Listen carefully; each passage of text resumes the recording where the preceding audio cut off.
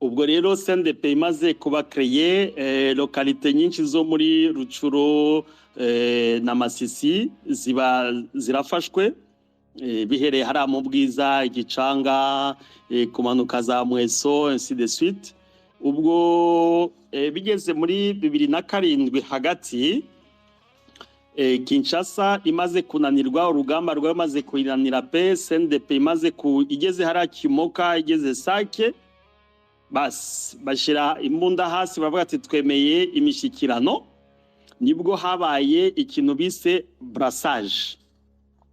Ariko iyi brassage yari irimo politiki ya Kinshasa, irimo imitego inyuma, turaza kuyivugaho. Bakriya ama brigade byabereye hari Mushaki, ngira ngo n'abantu bahari byo si bya kera, ni 2007, yari abantu bari bahari babyibuka. Brigade ya mbere yabaye créée ni brigade bitaga brigade Alpha.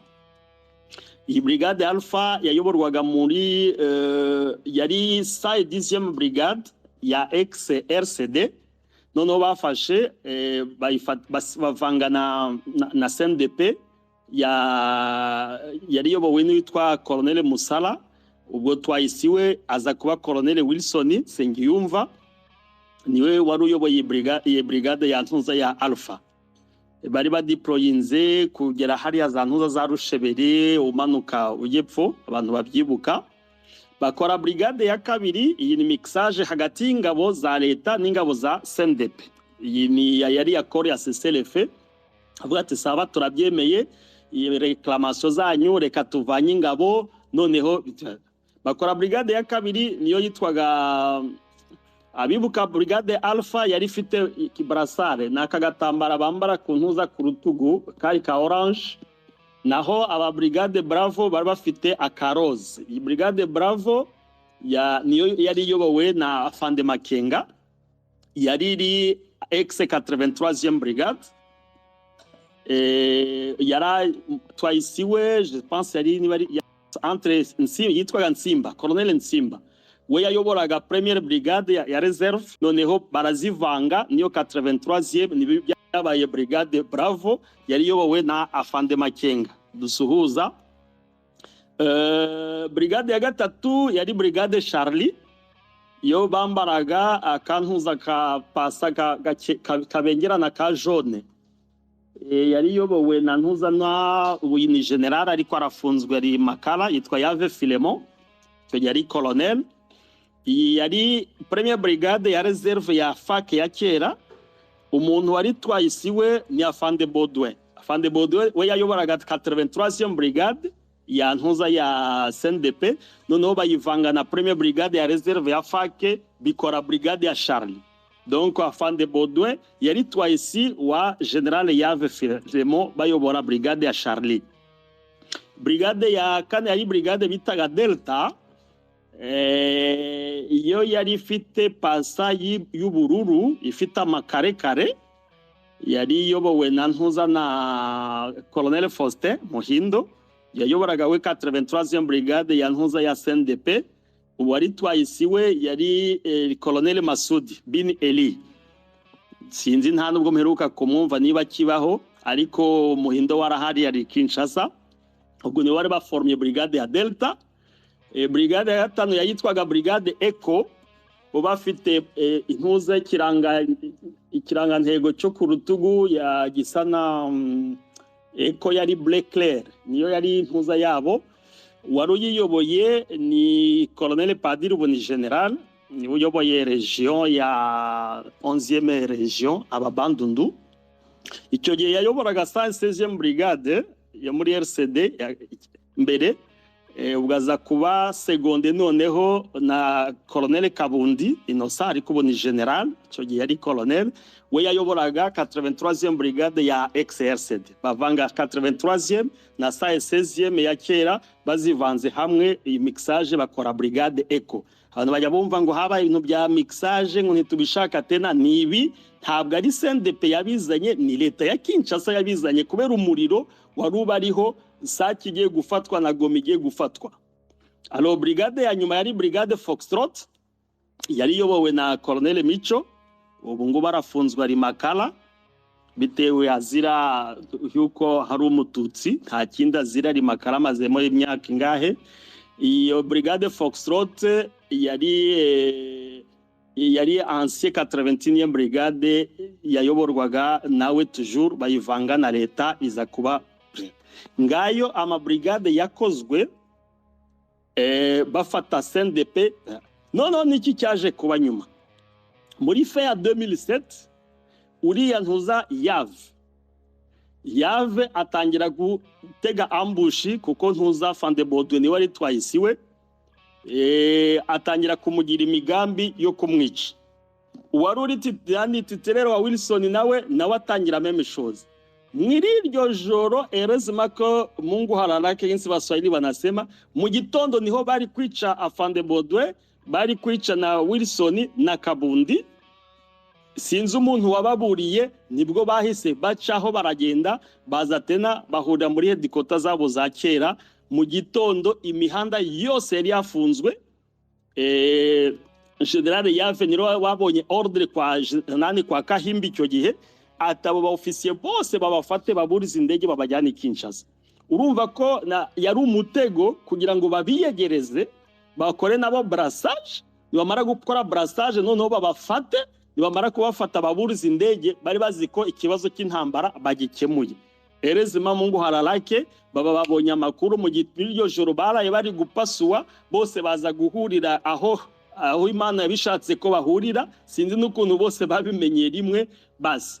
Ubwo plan ya Kabila ibiciye amazi, ibyo kubica biba birarangiye.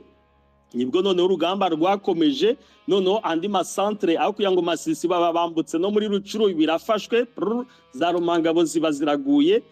Alors muri 2008 Kabila aravuga ati reka da ibintu birandambiye. Nibwo yakreye ikintu bita conférence Igoma sur la paix. Bayise conférence sur la paix, la sécurité et le développement dans les provinces du Nord et du Sud Kivu. Iyi conférence yamaze ibyumweru hafi bibiri. Yabereye hara kuri Goma, habayemo invitation. Icyo gihe ntabwo ari CNDP yari hari gusa, ariko kubera hari amagroupe menshi. Hari za FRF yari muri Sud Kivu, hari za Yakutumba, groupe bita Saburoni, yitwa Maimai Kirikicho, yitwa Pareko, yitwa Raya Mutomboki, Maimai Nyakiriba, Maimai Kapopo, Maimai Mahoro, Maimai Shikito zabaga cyane muri Sud Kivu.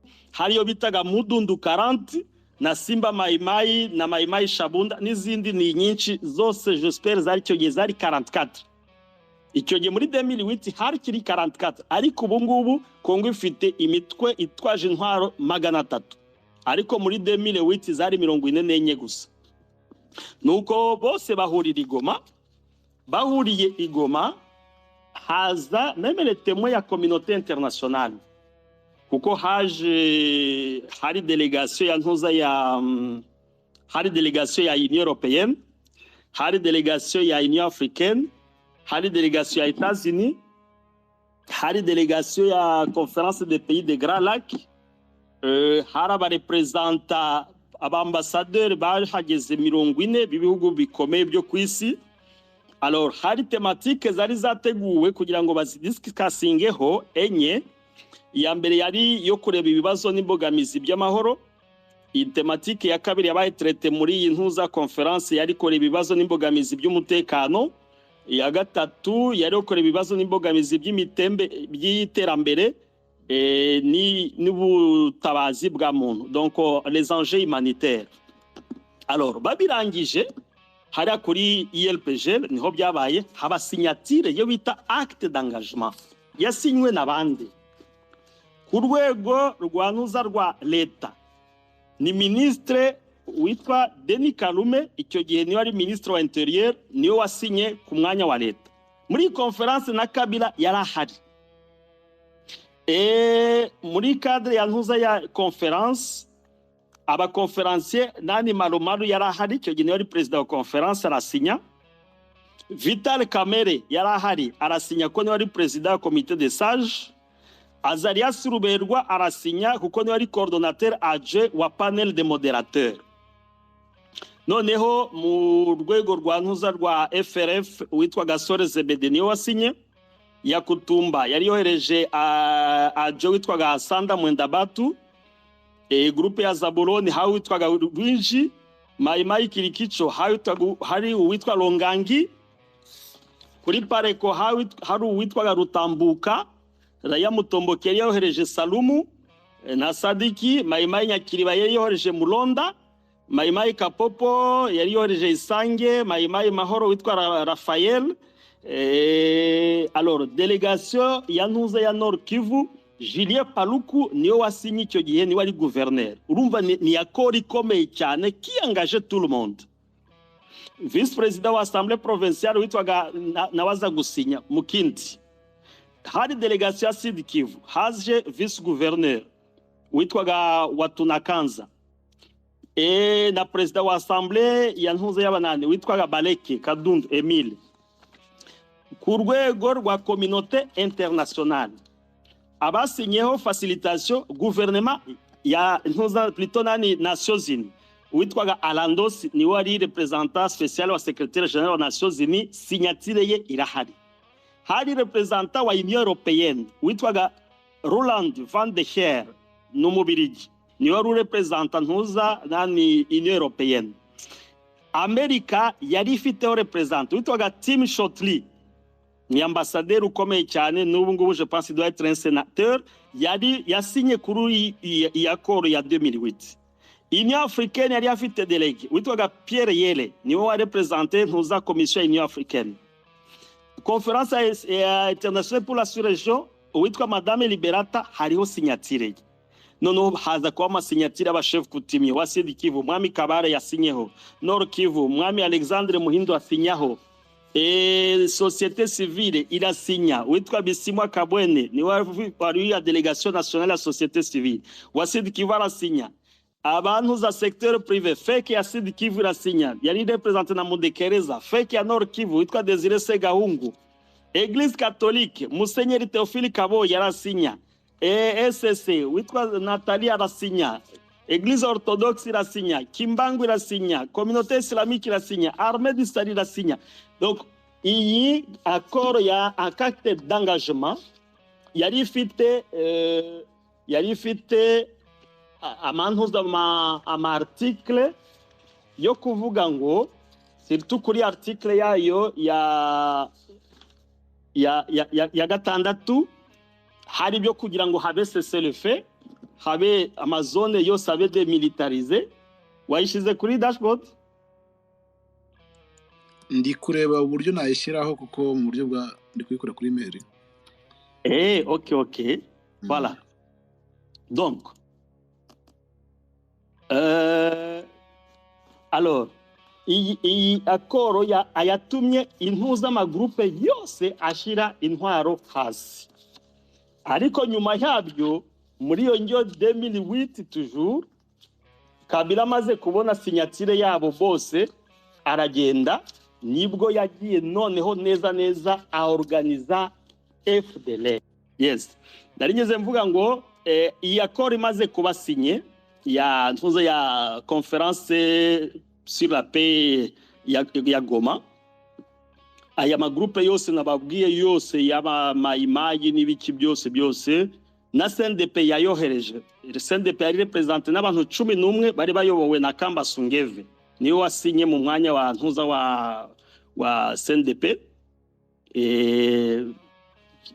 Alors Kinshasa imaze gufata signature, ibwo bavuze ati bakreye ntuza nani bakreye programme Amani. Muraza gushaka kuri internet irahari ya ntuza ordonnance ikreya programme Amani. Bavuga ukuntu izakora mise en œuvre, ukuntu suiviza habaye accord. Programme Amani yabayeho, ariko nge nyita ko yabaye ni business, ni frappe, kuko amafaranga yose yatanzwe yasubiraga Kinshasa bayirira, nta gahunda nimwe igeze ikorwa.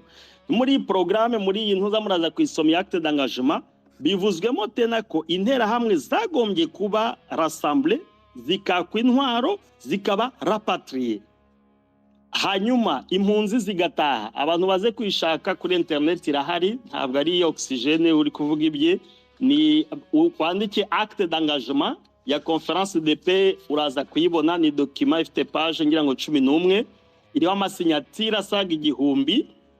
Donc kandi yabaye contresigné na biriya bihugu mbabwiye, Nations Unies yari hari, Amerika yari hari, Union Européenne, Union Africaine n'ibihugu byose byo mu karere byasinye kuri acte d'engagement. Alors aho kugira ngo leta ikore Kinshasa ibyo bayisabye, ibyo yemeye, nibwo agiye kubwa nanjye babwa ati yagiye koorganiza FDLR. Ubwo Mudacumura ababaye commandant general, yari afite G1 we cyo gihe witwaga nako chef w'amasiyo zitwaga Mugaragu Manzi, bamuhereza witwa G1 ni Colonel Braza Royane witwaga Habi, Jiti cyo gihe yari Nicolas Bizumuremyi, Gistri yari Colonel uzabakiriho, G4 yari Colonel Muhire, G5 yari Colonel Adile Nzabonimana. Aba bose bahamagajwe i Kinshasa baza mu nama muri 2008, babaha ibikoresho, babaha ibishoboka byose. Nibwo bagiye nabwo aller retour bakreya noneho ama unity, nibwo bakreye ntuza unité ya mbere brigade yabo bitaga Mirador. Abantu babaye hari ya Zantoto muri Walikare barabiza amahano Mirador yakoze irazwi. Yari deployinze kuva ahitwa Mashaki kugera ahitwa Mukoberwa. Imiradoro iri muri unit za FDLR zakoze amahano akomeye cyane mu kariya karere. Imiradoro yari yobowe na Colonel bitaga Antoine, bari ko c'était no de guerre, afite irindi zina rye rindi kuko muri aba bamwe hari bamwe baciye mu ngando, ariko c'est normal tugomba kubivuga kuko turi kuvuga ikintu cyagiye umwuka ahantu wagiye uzamuka, ahantu wagiye baziza intambara zagiye zizamuka zite. Ibaza abantu maze gusinya nabo amasezerano nk'aya ngaya afite amasinyatire 1000 y'ibihugu bitandukanye, ugaca bugeri bwa nyuma ukajya koorganiza n'ikintu ngiki kiri très structuré. Je pense que akarere ntago kari kubyihanganira. Baza kubakrera n'ishuri ubwo rya gisirikari, baba bafite groupement d'école yari yobowe na Colonel Busogo, bari bafite école de sous-officiers yari yobowe na Major Katos, bari bafite ya Insios yari yobowe na Lieutenant Colonel Damasi, hari military school ya irebana n'ibintu by'imbunda yayoborwaga na Colonel Akbar. Bari bafite na reserve brigade ya reserve yayoboraga kuva Gatoyi ukajya Nkingo kugera Hombo, yayoborwaga n'uwitwaga Colonel Kalume André. Alors bari bafite indi brigade ya reserve yo yari turutse ahitwa Busurungi ukagera Imisima, aho hose ni muri Walikare, yayoborwaga na Major Mulongo Fred. Bari bafite batayo bitaga Zodiac, niyo yabaga hari ya Zaziraro, nayo igeze Hombo, niyo ari nkari special force yabo yayoborwaga na Colonel Com. Yari ifite batayo 3, batayo imwe yabaga Kilambo, batayo ya kabiri ahitwaga Gashovu, batayo ya gatatu yabaga ahitwa Imihanda, aho toujours ni muri Walikale. Alors bari bafite company zindi ebyiri za special nazo, imwe yabaga ahitwa Mwima, indi yabaga Kashunga, indi yabaga ahitwa Mukohwa. Alors baza gushiraho za nkuza, bari bafite indi division bitaga Marto. Iyi division ya Marto yabaga ahantu hitwa Imatembe, yari yobowe na Colonel Nzeri Omega, ubu ari we General Omega. Uyu ni wari ufite icyo gihe division ya ntuza ya Marto, ari we Wunguka Pacifique. Twayisiwe yari witwaga Kwerere Stani, yari afite G1 witwa Manzi, G2 yitwaga Sindyamahuri, G3 yitwaga Ndizimihigo, G4 yitwaga Shamamba, G5 yitwaga Alliance. Iyi niyo organigramme ya mbere bakoze. Nyuma y'iyi FDD igataha i Burundi, ADF igataha Uganda, Kabila yamaze kubisinya n'aba bantu bose babatemwe bose bamaze kubisinya baza gukraya indi ntuza yitaga division bitaga Montana niyo yari yoboye kuva hariya za Nyabyondo ikajya Misau, Mikumbi, Kalonge ukinjira Walikale. Yari yobowe na Colonel Sadiki Subira Majengo. Yari afite twayisiwe bitaga ntuza Issa Pierre. Urumva iyo acte d'engagement ibaza ukuntu baje kuyivyola rero Kinshasa iza kuyivyola iva ikrea division ya gatatu bitaga Someka iyi niyo yari muri Rucuru. Urumva ko yari deployinze kuva bari bafite units za Walikale bafite izi muri Masisi izo muri Sud Lubero hano muri Rucuru yayoborwaga Someka na Lieutenant Colonel Safari Martin cyo niwe wayoboraga niwe ruri hari ya Zantuza yari twayisiwe yari Major Ruhinda cyo yari Major atari yaba Colonel. Iyi niyo yayoboraga nira unit mwumva crap ira y'abantuza y'aba commando babo yabaga yari dependaga na ntuza ni division ya Someka yabaga hara mu Rutare ukazamukana hari ya hara mu Birunga.